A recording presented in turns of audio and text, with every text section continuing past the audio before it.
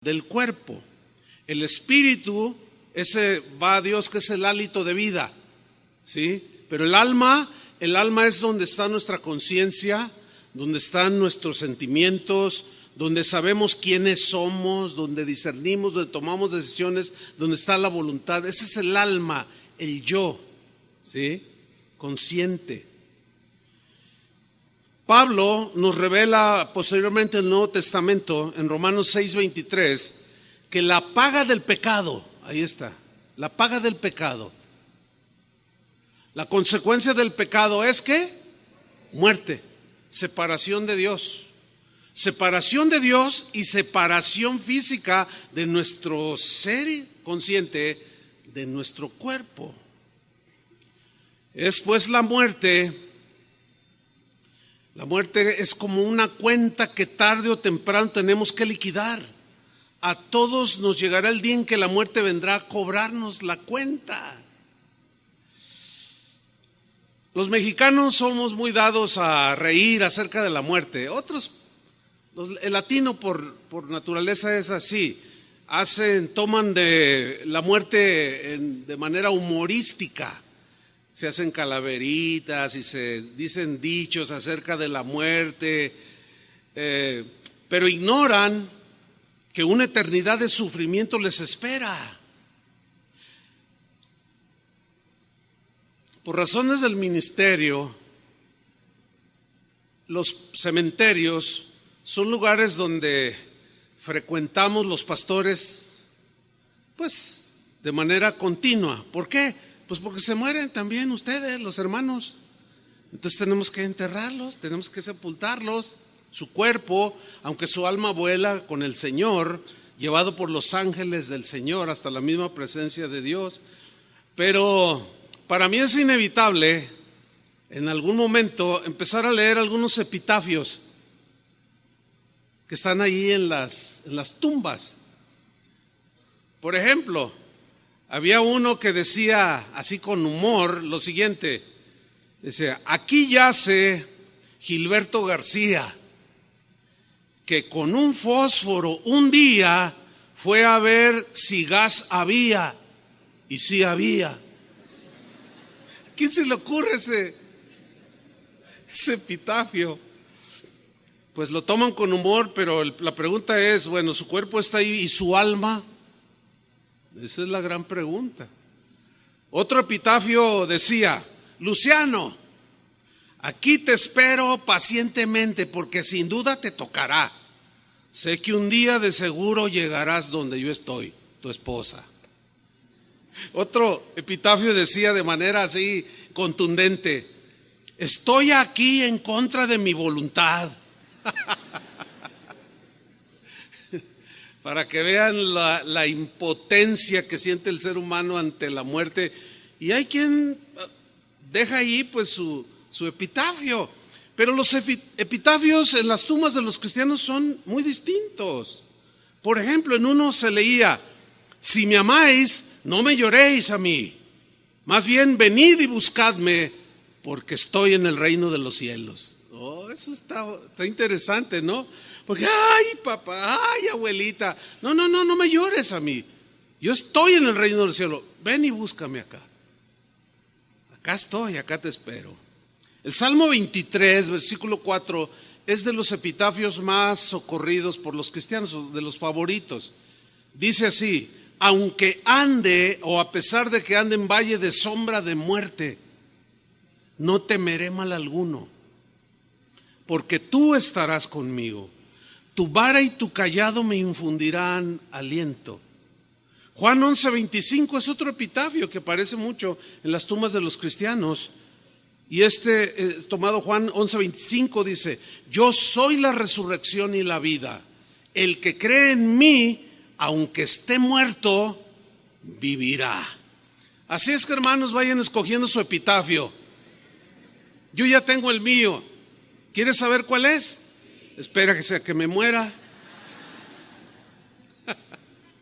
Pero imagínate que tú no alcanzas a pedir tu epitafio y que lo pongan, pero lo pone tu esposa, y que diga algo así como: aquí yace el hombre más fiel, trabajador y excelente padre que ha existido sobre la tierra.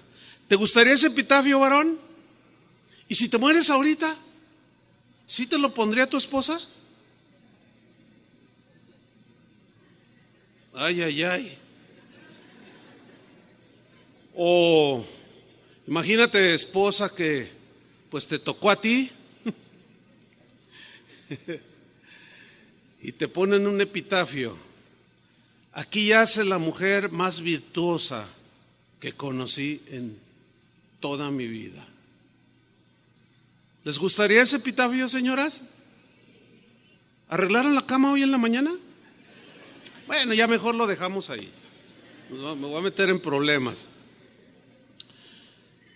Para los cristianos la muerte es un evento inevitable, lo mismo que para los no cristianos. Pero es muy, muy diferente cuando un cristiano muere. Como humanos, tanto ateos, no creyentes o como sea, o cristianos, todos sentimos un dolor, todos sentimos una tristeza. Eso es muy humano. Sentimos aflicción. Sin embargo, para nosotros, los cristianos, es muy diferente a pesar del dolor. Pablo, en Filipenses 1:21, dijo una verdad contundente respecto a la muerte. Dijo lo siguiente, Filipenses 1:21, porque para mí, dijo, el vivir es Cristo. Mi vida está consagrada para vivir para Dios. Y el morir es ganancia, dijo. Bueno, para alguien que no cree y para los que rechazan a Jesús, esto que dijo el apóstol Pablo suena loco. ¿Cómo que morirme es ganancia? Para ellos, cuando algunos de los que no creen mueren, ellos tienen una frase, así como nosotros tenemos esta: para mí el vivir es Cristo, morir es ganancia. Ellos también tienen su frase que no falta en cualquier funeral de gente que no vivía sin Dios, sin temor de Dios. Ellos dicen: lamentamos la terrible pérdida de fulano de tal. Para ellos es una pérdida, pero ellos creen que es una pérdida nada más porque se murió y ya no lo van a ver. Pero no ven el otro lado, no alcanzan a ver más allá, hacia la eternidad. ¿Dónde está su alma? Esa es la gran pregunta. Ellos dicen: lamentamos la pérdida, y nosotros decimos: nosotros ganamos cuando nos morimos. ¿Ven cómo es tan diferente? El rey Salomón, que era muy sabio, en Eclesiastés 7, versículo 1, dijo algo distinguiendo de lo bueno, de lo malo, de lo bueno, de lo mejor, lo más excelente. Dijo: mejor es el día de la muerte que el día del nacimiento. Suena raro, ¿no? A ver, mejor es el día de la muerte que el día del nacimiento. ¿Por qué dijo eso? ¿Qué significa? ¿Por qué es mejor el día de la muerte que el día del nacimiento? La respuesta es sencilla, hermanos. Porque es el fin, la muerte es el fin, en el caso de nosotros, de todos los afanes, de todas las luchas, de todas las aflicciones, de todas las preocupaciones. Ya no te vas a preocupar por la renta. Ya no te vas a preocupar por desvelarte, acostarte temprano y levantarte muy de madrugada para subirte a un camión atiborrado de gente que a veces no se baña. Todo eso se acabó. Las preocupaciones, las enfermedades, todo eso terminó. Por eso dice Salomón: mejor es el día de la muerte que el día del nacimiento. Una vez, en los inicios de casa de oración, allá por los años 80, nos sucedió algo que quiero contarles. Había una señora que tenía una hija que un día enfermó de muerte y nos pidió oración. Aquí oramos continuamente por los enfermos y Dios ha hecho milagros extraordinarios y le damos gracias al Señor. Pero recuerdo que pidió oración y oramos por su hija. Ellos asistían a casa de oración, Pero en medio de esa oración y la adoración al Señor, Dios le dio al pastor Chava Pardo una palabra y tomó el micrófono y dijo: yo tengo una palabra para usted, hermana. Y la hermana así expectante y le dice: su hija sanará, le dijo así. Y la hermana lloró y se consoló y se fue bien contenta. ¿Y qué creen? Que se muere la muchacha. Y cuando nos enteramos, y que llega la señora después del sepelio a reclamarnos que le habíamos mentido, pero le reclamó a Chava, porque él fue el que le dio la palabra. Entonces yo dije: ay, Señor, ¿qué le va a decir? Yo no sabría qué decirle, porque no tenía la gracia en ese momento, porque yo no era el involucrado directo. Yo dije: ay, Señor, ¿qué le va a decir? Y Chava le dice: no le engañamos, su hija sanó. No, pero se murió, pero está sana. Ya no tiene cáncer, ya no le duele, ya no llora, ya no se pone triste. Esa es la sabiduría de Dios, porque tenía razón el pastor Chava. Bien que se la sacó con la sabiduría de Dios, ¿verdad? Estuvo bueno eso. Isaías 57, versículo 1, en la versión Dios habla hoy, dice el profeta: los hombres honrados, en la Reina Valera dice: muere el justo, pero aquí dice: los hombres honrados, las mujeres honradas mueren y nadie se preocupa. O sea, pues toda la gente se muere, esa es la idea. Pues también se murió. Era un hombre bueno, una mujer buena, pero no les preocupa. Los hombres buenos, dice, desaparecen y nadie entiende, aquí está, que al morir se van libres de los males. Ahí está. ¿Sí había sanado la muchacha o no? Murió una joven justa, lavada con la sangre de Cristo. Pero pocos entendieron que al morir se fue libre de sus dolencias y de sus males y de sus aflicciones. Y lo dice el versículo 2: y entran en la paz.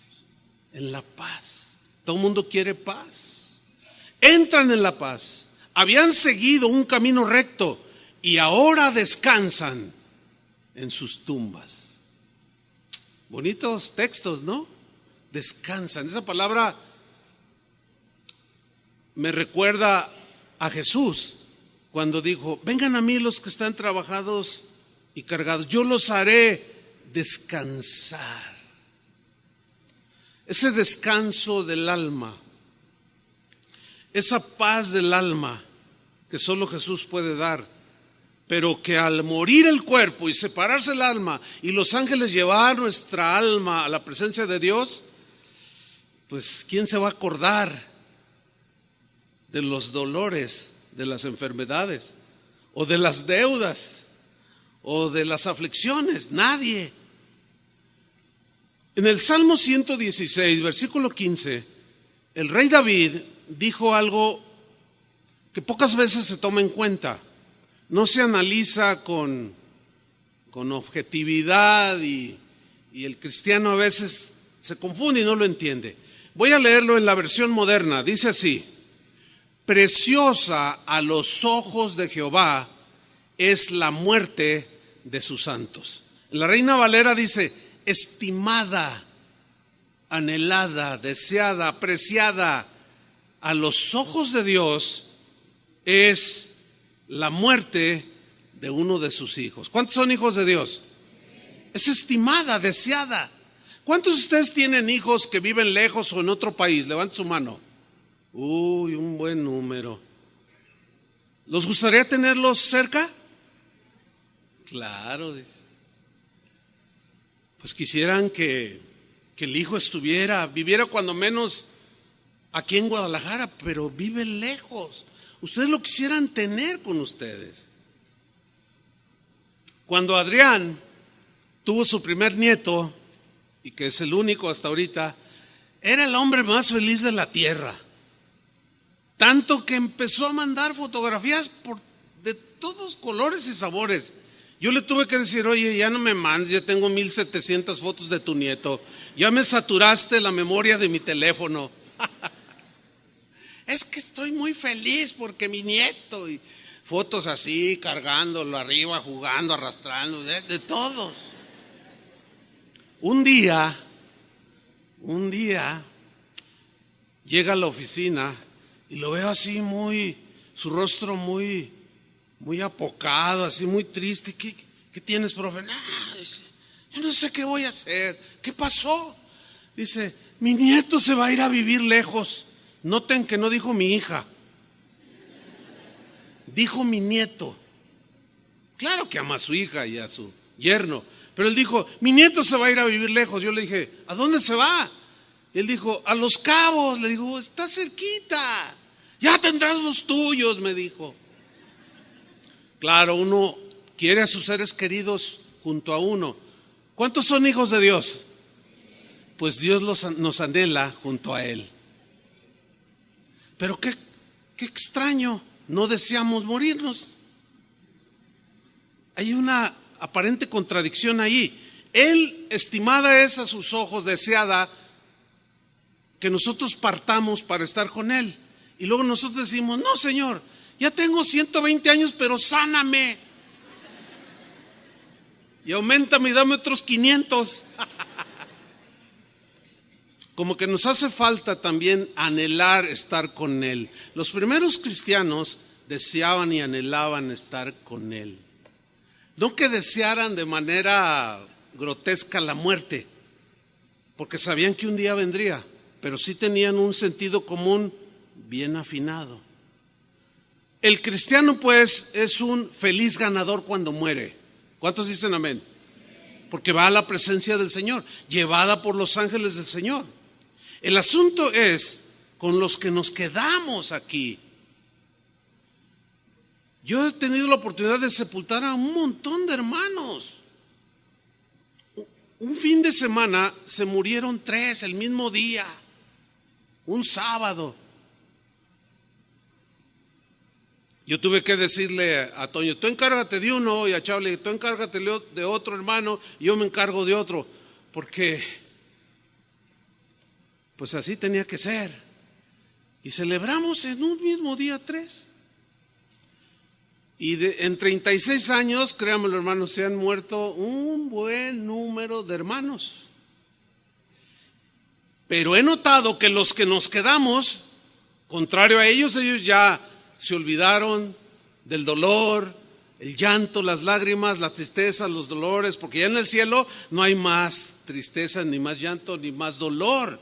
Pero he observado que los que nos quedamos aquí tenemos que seguir luchando, tenemos que seguir peleando contra aquello que nos lastima, tenemos que luchar continuamente contra el pecado que nos asedia, contra la enfermedad que de pronto invade nuestros cuerpos, con la desilusión que nos provocan los otros seres vivos, como nuestros hijos, o el cuñado, o el papá, o la mamá, con las traiciones, con la violencia. Tenemos que aguantar a los políticos. No sé si sea la tortura más terrible que hay, no lo sé, pero la injusticia, la corrupción, miles de cosas. Los que nos quedamos tenemos que seguir enfrentando y luchando hasta el último día de nuestra vida. Por eso Pablo decía, el morir es ganancia. Una vez Jesús les decía a sus discípulos, a la gente que lo escuchaba, que Él tendría que morir en una cruz. Y empezaban a llorar. ¡Ay, no! Y dijo, no, espérense. No lloren por mí, lloren por ustedes. Claro, Jesús iba a sufrir los dolores de la muerte como consecuencia de la paga de nuestros pecados por ti y por mí. Pero los que se iban a quedar iban a sufrir una persecución por haber creído en Cristo terrible.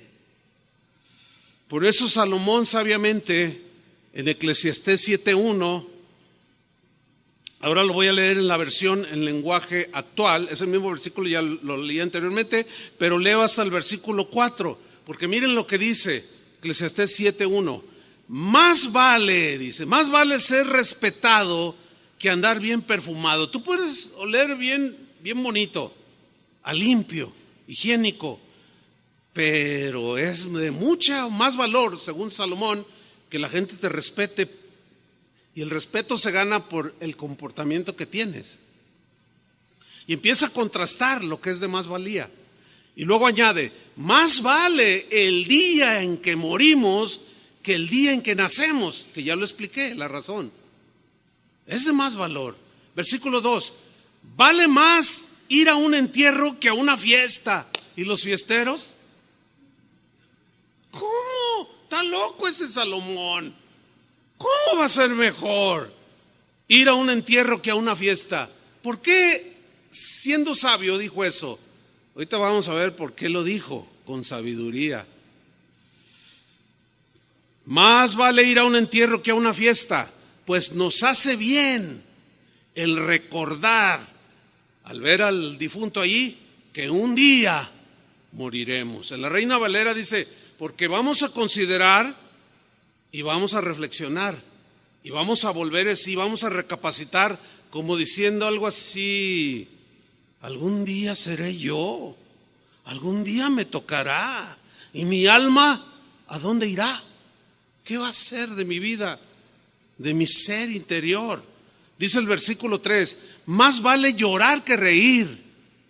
El llanto nos hace madurar, porque el dolor nos quebranta y nos hace reflexionar. Versículo 4, en un funeral, dice, los sabios saben cómo comportarse, porque el sentido común está apropiado, está en buen nivel, se sabe cómo comportar, hay reflexión, hay volver en sí, meditando. Un día yo estaré allí sin duda. Y mi familia, ¿cómo me he portado con mi esposa? ¿Cómo he tratado a mis hijos? ¿Cómo me he comportado con mis compañeros de trabajo? ¿Cómo he maltratado o cómo he tratado bien a mis compañeros en la escuela o en el trabajo? O sea, el sabio sabe cómo comportarse, pero los tontos solo ríen y hacen chistes. Esos quieren siempre andar de fiesta. Y a muchos en la fiesta les llega por los pleitos que hay. Ciertamente, repito, como seres humanos nos duele, nos entristece y lloramos cuando un ser muy cercano a nosotros muere. Sin embargo, sabemos que es ganancia para él. Hay tristeza, pero a la vez hay un gozo. Hay unos sentimientos ahí medio encontrados, pero que nos ubican. Cuando un cristiano muere, tiene una promesa contundente que dio Jesús, y esa promesa tiene que ver con la resurrección del cuerpo que está ahí en el hoyo, en la tumba. Había una familia, había 3 hermanos. Uno se llamaba Marta, otro se llamaba María, y había un hombre. El tercer hermano se llamaba Lázaro. ¿Recuerdan esa historia de Lázaro? Y Marta y María, sus 2 hermanas. Dice la Biblia que Jesús los amaba mucho. Un día Jesús andaba lejos de la aldea donde vivía Lázaro y con sus hermanas, y le fueron a avisar que Lázaro había enfermado y había muerto. Entonces Jesús se los comunica a sus discípulos y les dice, vamos a la aldea a ver a Lázaro porque Lázaro duerme, así dijo. Y los discípulos dijeron, pues cuando despierte y pues ya despertará. La palabra dormir en la Biblia es un eufemismo que siempre se refiere a la muerte de un cristiano. Entonces, como ellos no entendieron la expresión, Jesús les tuvo que decir, no se equivoquen. Vamos porque Lázaro, mi amigo, murió. Ay, ¿cómo murió? Entonces Jesús va, y ahí van los discípulos detrás de él. Le sale al encuentro Marta y le dice, Señor, si hubieses estado aquí, mi hermano no habría muerto. Así le dice. Y Jesús le dice, ¿dónde lo pusiste? Ven y ve, Señor. Y dice que cuando se paró enfrente de la tumba de Lázaro, Dice ahí el Evangelio de Juan, y Jesús lloró. Ese es uno de los textos más cortitos que hay. Y Jesús lloró, mostrando Jesús un corazón sensible, solidario. Él como humano sintiendo lo que estaba sintiendo Marta y María. Y lloró. Llorar cuando se muere un ser querido no es un pecado ni falta de fe, como algunos pues afirman por allí, al no entender todo el contexto de la Biblia. No, Jesús lloró porque lo amaba, lloró porque tenía que ser así, aunque él sabía lo que iba a hacer con Lázaro. Ustedes conocen la historia. Él sabía, dice, lo que iba a hacer, o sea, a resucitarlo de entre la muerte. En Juan 11:23, Jesús le dice a Marta, tu hermano resucitará, le dice. En el versículo 24, Marta le dijo, yo sé que resucitará en la resurrección, en el día postrero, o para el día del juicio. Ella tenía buena enseñanza acerca de la resurrección. Pero Jesús le dice en el 25, yo soy. No es una doctrina inventada, no es una filosofía, es una verdad. Y esa verdad es Jesús mismo. Dice, le dijo, yo soy la resurrección y la vida. El que cree en mí, aunque esté muerto, yo no tengo la menor duda que señaló la tumba de Lázaro. Aunque esté muerto, ¿qué dijo? Vivirá. Y luego había muchos a su alrededor, los discípulos y gente que le lloraba, que estaban ahí en el funeral o que habían estado en lamentación por días. Y voltea con los demás y les dice, y todo aquel que vive, que tiene vida ahorita y cree en mí, no morirá eternamente. Qué promesa tan contundente. ¿Cuántos creen de ustedes que tienen vida ahorita? ¿Creen? No morirán eternamente. Es una promesa de vida eterna. Dijimos que la muerte es la separación del alma del cuerpo. El espíritu también vuelve a Dios, dice que lo dio, dice Eclesiastés. Pero ¿cuál es el papel de los ángeles cuando un cristiano muere? Aquí es donde entramos en la materia.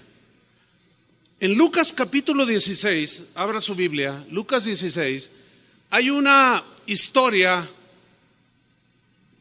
algunos dicen que es una parábola, otros que tienen mucho peso, digamos, en su interpretación bíblica a través de los siglos del cristianismo, dicen que no es una parábola, que es una historia. Yo en lo personal me incluyo porque es una historia, algo que sucedió. No es un ejemplo para ilustrar algo, es algo real, porque le pone nombre y lugares. Y en las parábolas no le pone nombre a nadie. Entonces, es una historia. Leámosla. Lucas 16, 19. Había un hombre rico, digan todos hombre rico. Había un hombre rico, dice, que vestía de púrpura y de lino fino. El púrpura era el color de la tela más cara de ese tiempo. Era el color de los reyes, de los príncipes. El lino fino eran telas muy caras que solo usaban, como el día de hoy, la ropa muy cara solo lo usan los ricos. El otro día me estaban contando de alguien que era muy rico y que murió no hace mucho y que encontraron en su vestuario de este hombre rico, encontraron como 300 trajes sin estrenar, todos de marca Hugo Boss, Armani, qué sé yo, trajes que valen hasta $10,000. ¿Se puede imaginar un traje de $10,000? Este me costó $100. Un traje de $100,000. ¿Quién lo paga? Gente rica. Porque a veces, como una vez me paré, andábamos en un viaje misionero, tuvimos un poco ahí para conocer. Estábamos en Suiza y fuimos pues a las relojerías cuando vamos para ver. Y yo me acuerdo que me paré enfrente así un aparador y estaba un reloj en pues como un aparato que daba vueltas. Estaba así, dando vueltas. Estaba bonito el reloj. Y cuando le veo el precio, oye, a ver, ¿qué precio ven? Decía $65,000, decía el precio. Y decía US, o sea, dólares. Y entramos a la tienda, salió una chica hablándonos en español. Y yo le dije, oiga, ¿el precio de ese reloj es en dólares? Y dice, sí, es en dólares. Y luego yo le digo, oiga, ¿y hay alguien que compre eso? Pues por eso los vendemos, dice. Bueno, ¿quién compra esas cosas? Un rico. ¿Sí? Y hacía cada día banquete con esplendidez. Cada día hacía comilongas. Gastaba más no poder. No dice si su riqueza provenía de haber sido un servidor público. No dice. Pero vamos a imaginarnos un poco, como suele haberlos por ahí, que se gastan el dinero de la gente. Que los proyectos que hacen los gobiernos para beneficiar a los más pobres, a los ancianos, a los huérfanos, a los que no pueden estudiar, y hay millones de pesos y se quedan con ellos. Y luego se van a Europa a gastárselo con botellas de vino de $5,000. ¡Qué vergüenza! Pero es una realidad. Y así vivía este rico. Había también, versículo 20, había también un mendigo llamado Lázaro que estaba echado a la puerta de aquel, lleno de llagas. Un mendigo vive de lo que le den. Sin duda a veces iba y metía su mano a la basura para sacar algo de comer. Pobre y enfermo, lleno de llagas. Y ansiaba saciarse de las migajas que caían de la mesa del rico. Y no le daba ni siquiera un poco. Qué terrible corazón. Y aún los perros venían y le lamían las llagas a Lázaro. Versículo 2. Aconteció que murió el mendigo. ¿Qué le pasó al mendigo? Se murió. Y fue llevado por los ángeles al seno de Abraham. O sea, llegó un momento que su cuerpo ya no dio más, su espíritu lo exhaló, ese fue directamente hacia Dios, y su alma se separó de su cuerpo. Vinieron los ángeles de Dios para llevárselo a la misma presencia de Dios. Oiga, ¿para qué tanto protocolo o los ángeles aquí, por allá y más allá? ¿Por qué hasta aún después de la muerte de un creyente, pues se entiende por el final de la historia que Lázaro, aunque pobre, era rico en fe? ¿Por qué tiene que ser así? No nos olvidemos lo que dijo Pablo: no tenemos lucha contra carne y sangre, sino contra principados, contra potestades, contra gobernadores de las tinieblas de este mundo. Esos principados, potestades son ángeles caídos, demonios. Eso ya lo explicamos, lo recuerdan, ¿no? Bueno, según la Biblia hay 3 cielos. El cielo, el primero, es la atmósfera donde nosotros vivimos, donde respiramos el aire. Eso sería el primer cielo. El segundo cielo es cuando pasamos la atmósfera terrestre. Allá ya se necesita inhalar oxígeno artificial, pues. Si vas en un avión o en un cohete rumbo a la luna, qué sé yo, tienes que respirar de manera artificial oxígeno. Ese es el segundo cielo. Y el tercer cielo es la habitación de Dios. Ok, ¿dónde pululan y tienen su actividad los ángeles caídos? En el primero y segundo cielo. Porque en el tercero ya no, en el tercero de allá fueron expulsados. Entonces, cuando el alma de un cristiano muere, los demonios quieren aún después de la muerte de un cristiano dañarlo, Por eso es que el Señor asignó ángeles que en el momento que nuestra alma sale, nos toman y nos dirigen. ¿Cuántos? Han de ser millones de ángeles cuidándonos, guardándonos con espadas relucientes tipo Jedi, qué sé yo, por decir algo que se me ocurrió allí. Aquí no te acercas y no lo tocas, porque este es hijo de Dios y será llevado por los ángeles de Dios a la misma presencia de Dios. Eso es lo que dijo Jesús. No es ninguna parábola, no es ningún ejemplo, nada más así, es una realidad. Fue llevado por los ángeles al seno de Abraham y murió también el rico. Digan todos, también los ricos se mueren, díganlo. No solo el pobre, también los ricos y todos. Y fue sepultado. Ahora, sígame con mucha atención, versículo 23. Y en el Hades, digan todos el Hades. ¿Qué es el Hades? Bueno, vamos a responder más adelante esa pregunta. Y en el Hades alzó sus ojos. Quiero que pongan mucha atención. ¿Dónde estaba el cuerpo del rico? ¿Dónde estaba el cuerpo? Díganlo fuerte. Sí, no, dije el cuerpo. ¿Dónde estaba el cuerpo? En la tierra, sepultado. En el Hades estaba su alma. Yo quiero que noten que el alma sigue con la capacidad de sentir dolor, de captar las vibraciones del dolor, las sensaciones de sed, de sufrimiento. Es bueno notar eso.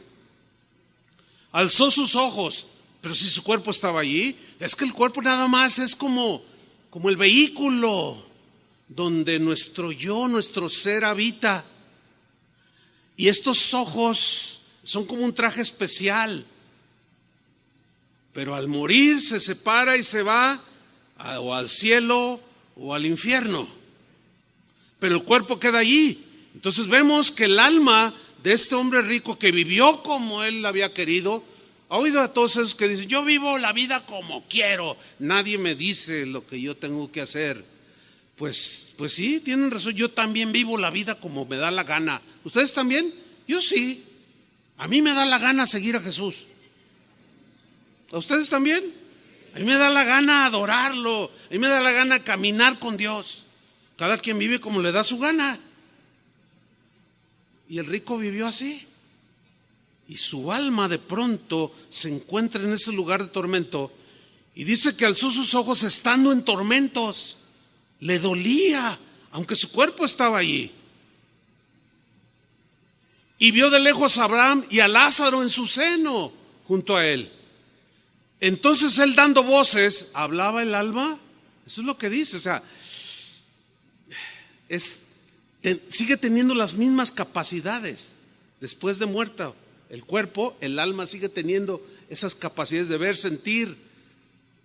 Y mira lo que le dice: ten misericordia de mí y envía a Lázaro para que moje la punta de su dedo en agua y refresque mi lengua, porque estoy atormentado en esta llama.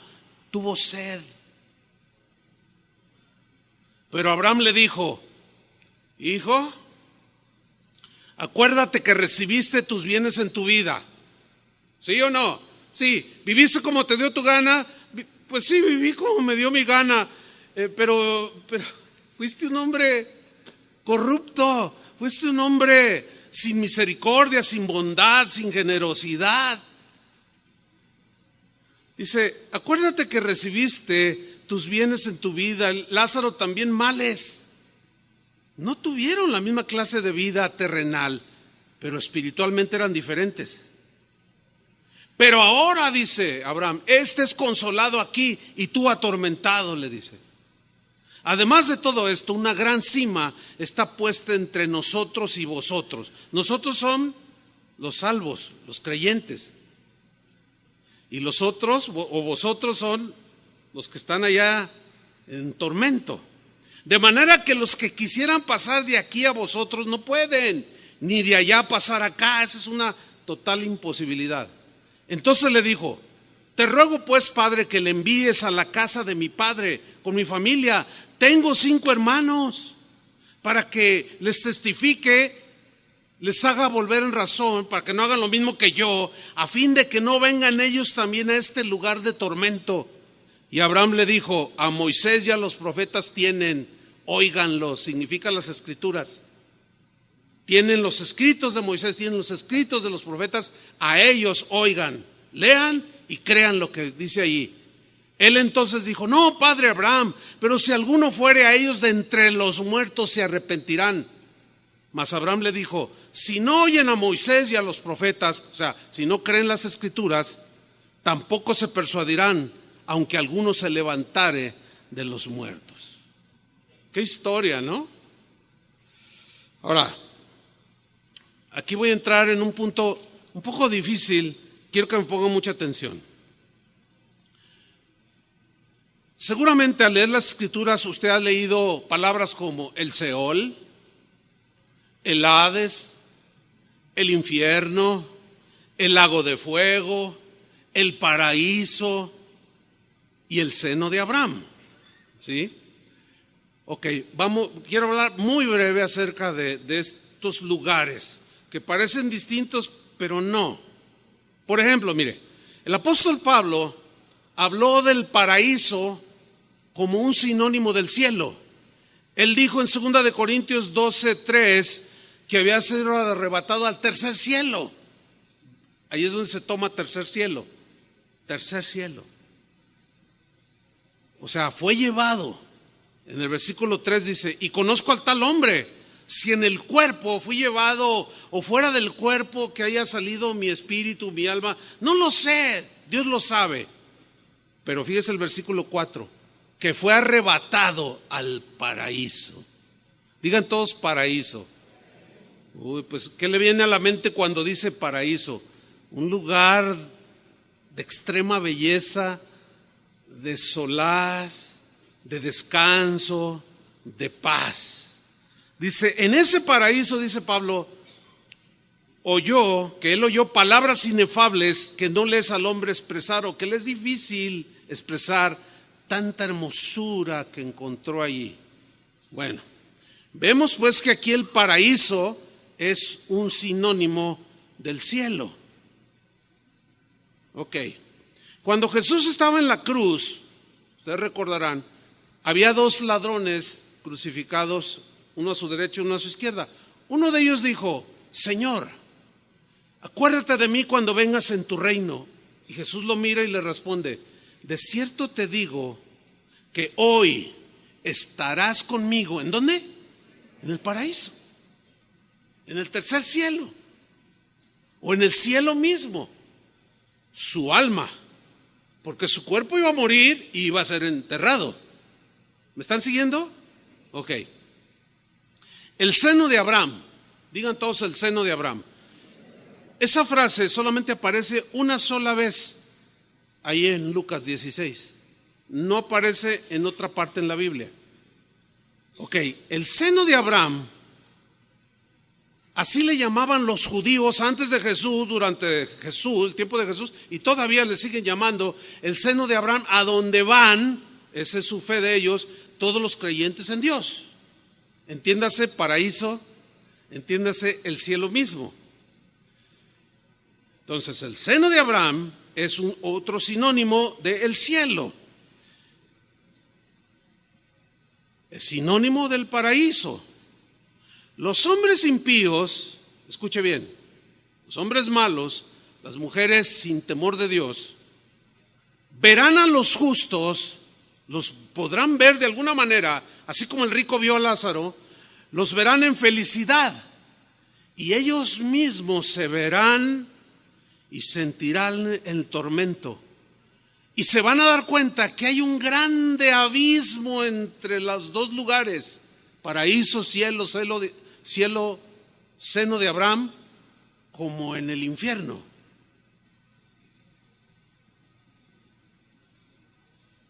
Ni ellos pueden salir de allí, ni nosotros vamos a querer salir de acá. ¿Han oído ustedes cuando la Biblia dice el Seol? ¿Qué es el Seol? El Seol es simple y llanamente la tumba, el lugar de los muertos, o sea, de los cuerpos que ya no tienen alma ni espíritu. Ese es el Seol, la tumba. ¿Dónde estaba el rico? En el Seol. ¿Dónde estaba Lázaro? En el Seol, o sea, en la tumba, bajo tierra. Bueno, acuérdense que dice la Biblia que estando el rico en el Hades, digan todos el Hades. Ok. La palabra Hades es una palabra griega que significa el infierno.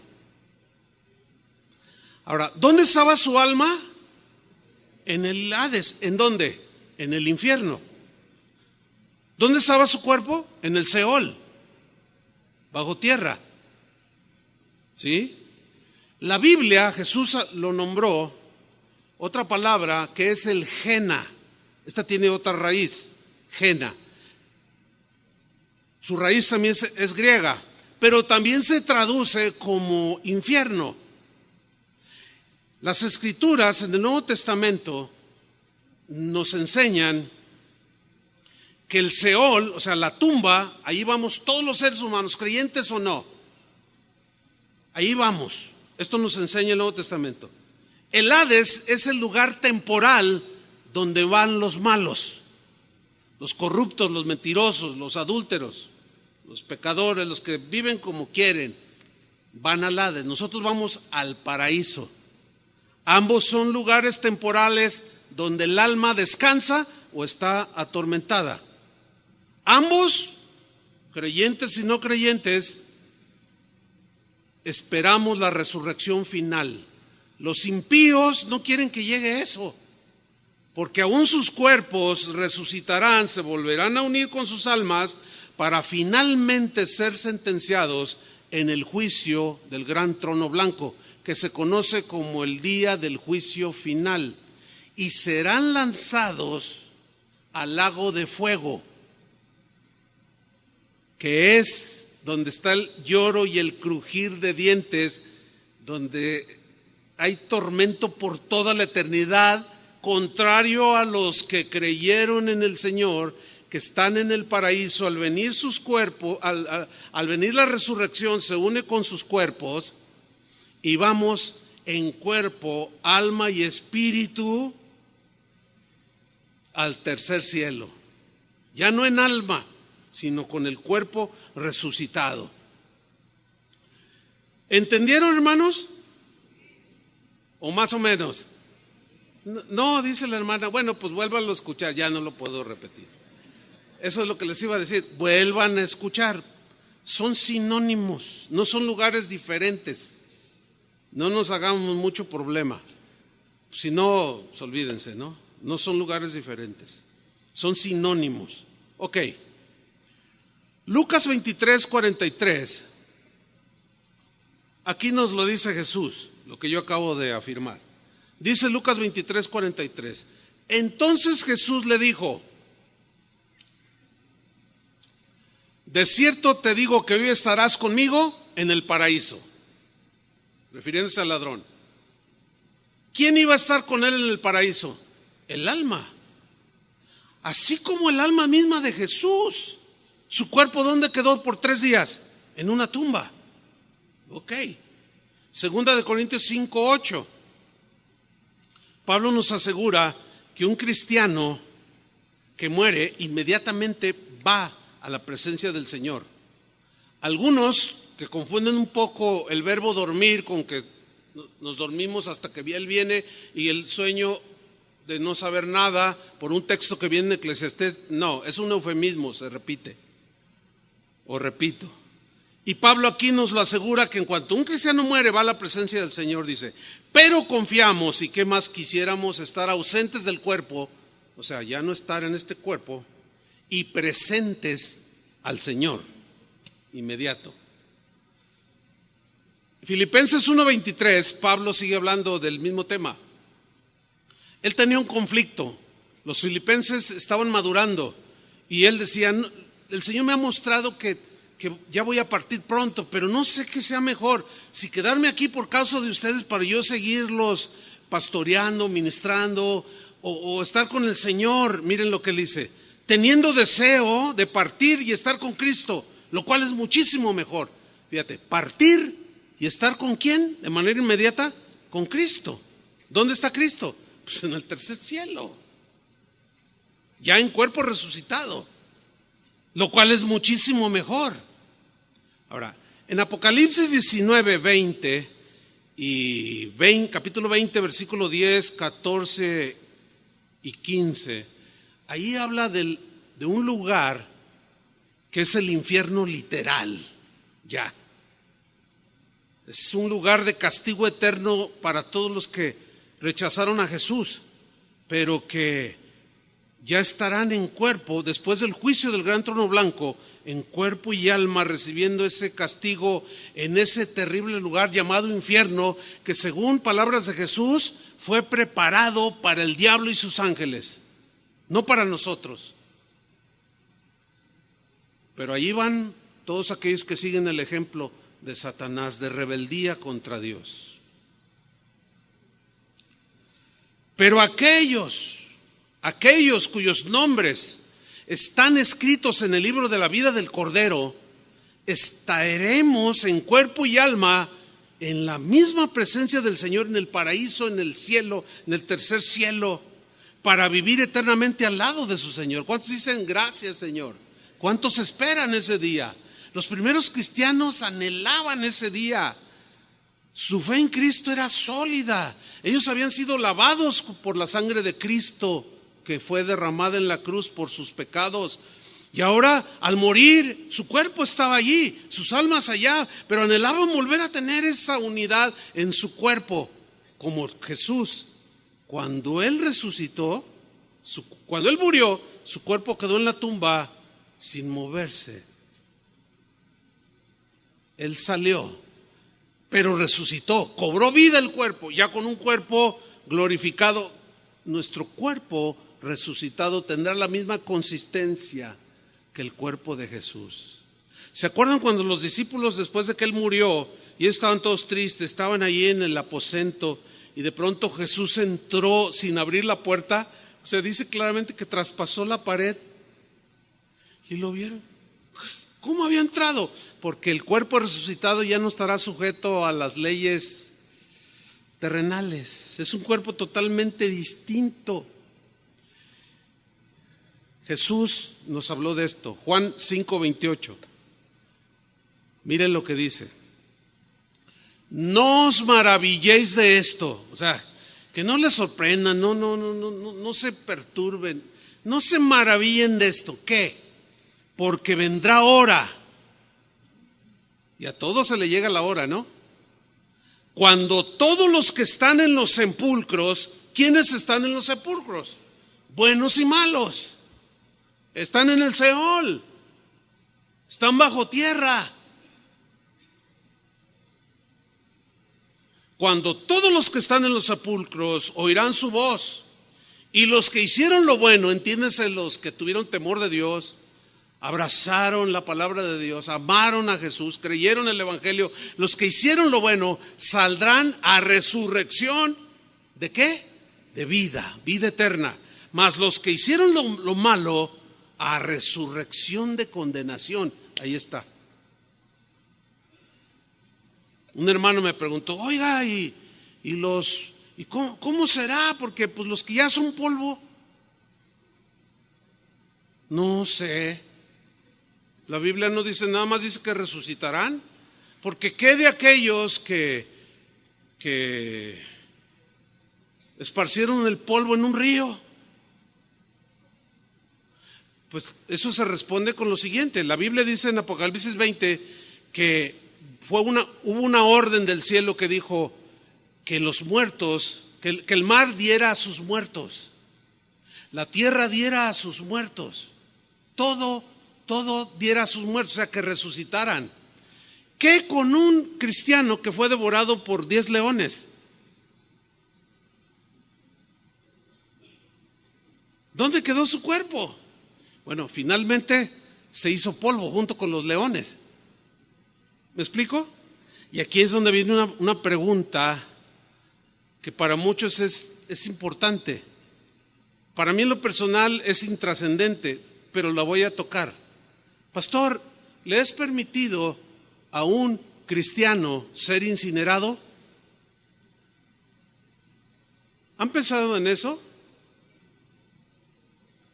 Les voy a dar una respuesta corta y les voy a responder con una pregunta. ¿Cómo están los huesos de Pedro, por ejemplo, en este momento? ¿Están hechos qué? Polvo. Polvo. O los huesos de Esteban que lo apedrearon y ¿dónde está el cuerpo de Esteban? Ya no está. Es polvo, ya formó parte de la tierra. No se olviden de aquella máxima del Señor: polvo eres y al polvo volverás. Pues ya no están todos esos. ¿Cuál es la diferencia de alguien que fue incinerado, que es polvo, con el polvo del cuerpo del apóstol Juan? ¿Hay alguna diferencia? Entonces es intrascendente si incineran o no. Pero muchos se rompen la cabeza. Es que los cristianos se nos es prohibido. ¿Dónde? Y se preocupan por no tener un cuerpo incinerado que termine en polvo y se olvidan de su alma, que es lo más importante. No ponen el punto principal en el alma, que es eterna, y dicen: no, a mí no me quemen porque me voy al infierno. No sé si me expliqué. Ok.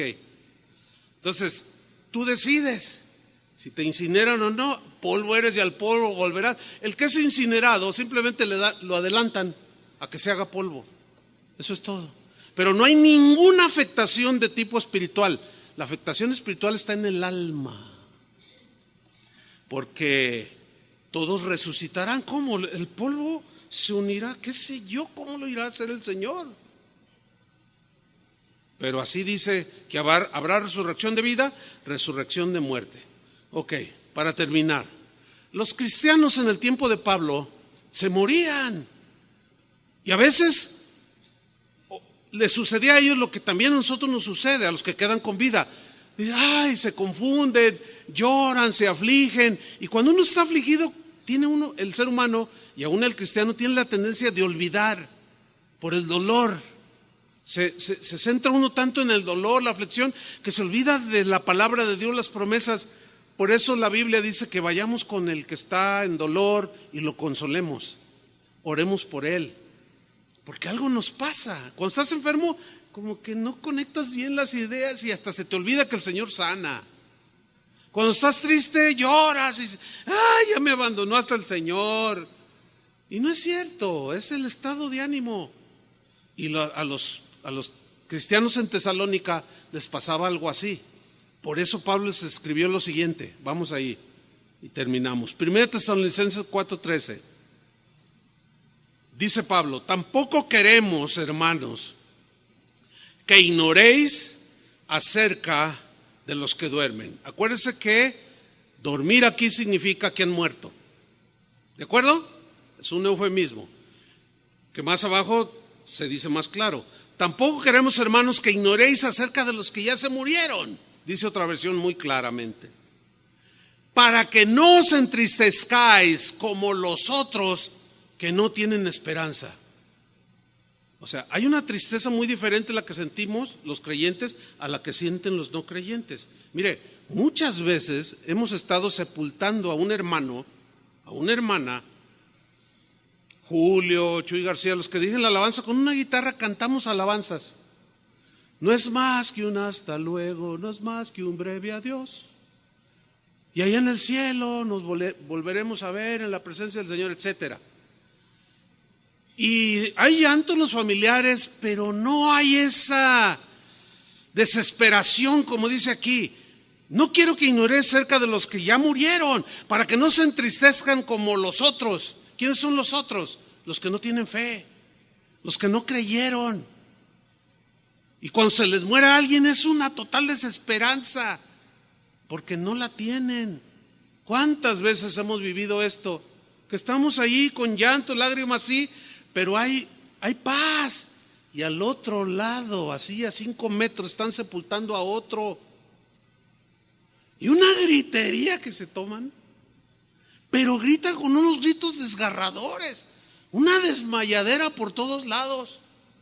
Las botellas de alcohol, no para tomar en este caso, sino, mamá, ¿por qué te voy? Se quiere aventar al hoyo, con una desesperanza total. Mire, no pocas veces esa gente ha venido, por favor, ¿cuánto nos cobran por cantar esas que cantan? Vengan a cantárnoslas acá. Me dice Chuy, ¿cómo ves? Le digo, no, pues ve y cántale unas 3. A ver, vayan los cantores, las cantoras. Pero pues, obviamente ellos quieren pagar, imagínense. Es que oímos, ¿y por qué ustedes están así? Hay algo diferente. Y Pablo dice, no sean como los que no tienen esperanza, que se desmayan. No, es una ganancia para el que está muriendo allí. Y ustedes tienen que entenderlo. Versículo 14. Porque si creemos que Jesús murió y resucitó, ¿cuántos creen? Ok.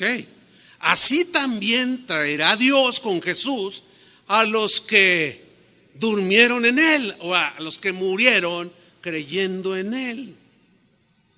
Por lo cual os decimos esto en palabra del Señor, que nosotros que vivimos, Él tenía la fe que cuando Jesús viniera, Él iba a estar vivo.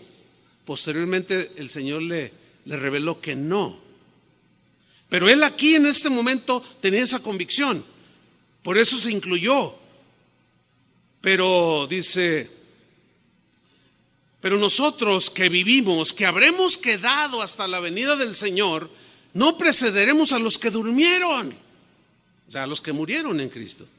Porque el Señor mismo, con voz de mando, con autoridad, con voz de arcángel, porque acuérdense que los arcángeles eran principales que tenían autoridad y ellos ordenaban, y los miles y millones de ángeles que estaban bajo su cuidado, de Lucero, de Miguel y de Gabriel, que son los 3 arcángeles de Dios, ellos eran principales con voz de autoridad. Ahora Jesús mismo, con esa autoridad, eso significa voz de arcángel, con autoridad, y con trompeta de Dios, descenderá del cielo. Y aquí ya nos dice claramente, y los muertos en Cristo resucitarán primero.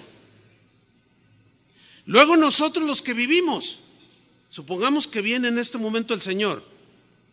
Según esto, ¿quiénes resucitarán primero? Todos los que hemos sepultado en los distintos cementerios aquí en la ciudad. Ellos resucitarán primero, dice. Luego nosotros los que vivimos, los que hayamos quedado, seremos arrebatados juntamente con ellos en las nubes, y en ese arrebatamiento seremos transformados. No vimos la muerte los que quedemos, o los que tengan el privilegio de no ver la muerte. Sus cuerpos serán idénticos a los cuerpos resucitados de los hermanos en Cristo. Y recibiremos al Señor en las nubes y así estaremos siempre con el Señor. Por tanto, dice, alentaos los unos a los otros con estas palabras.